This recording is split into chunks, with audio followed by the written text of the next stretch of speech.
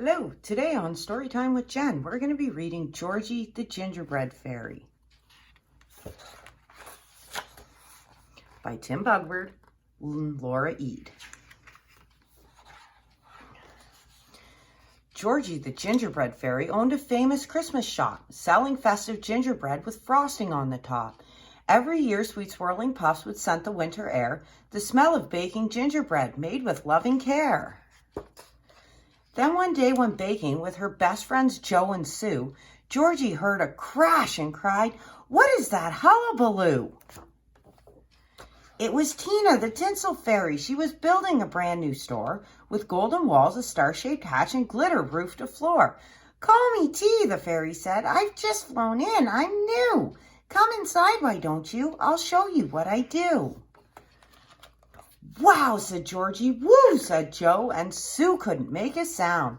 They stepped inside with hard hats on and slowly looked around. Tina's tinselator was right before their eyes, making glitter and garlands and gifts in every size. Soon Tina's store was open, and the fairies flocked to buy her sparkly plastic treasures. They really caught your eye. But no one came to Georgie's shop. Her goods were so last year. Gingerbread was out of style. That soon became quite clear. So Georgie tried her very best to make her shop more inviting. But next to glitter gingerbread just did not look exciting.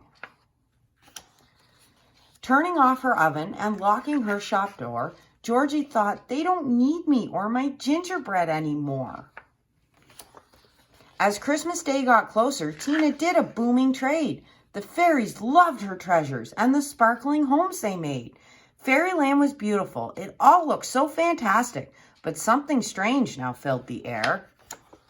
The smell of shiny plastic. The fairies held their noses. It really wasn't pleasant. The tinselator was puffing out an unappealing present. The smelly smog made Georgie think if we found a way to sell the scent of baking gingerbread, the shop would soon do well. "I think I gave up far too soon. I really can't turn down this chance to let tradition save Christmas in our town." Jo and Sue went straight to work. Georgie waved her wand into action.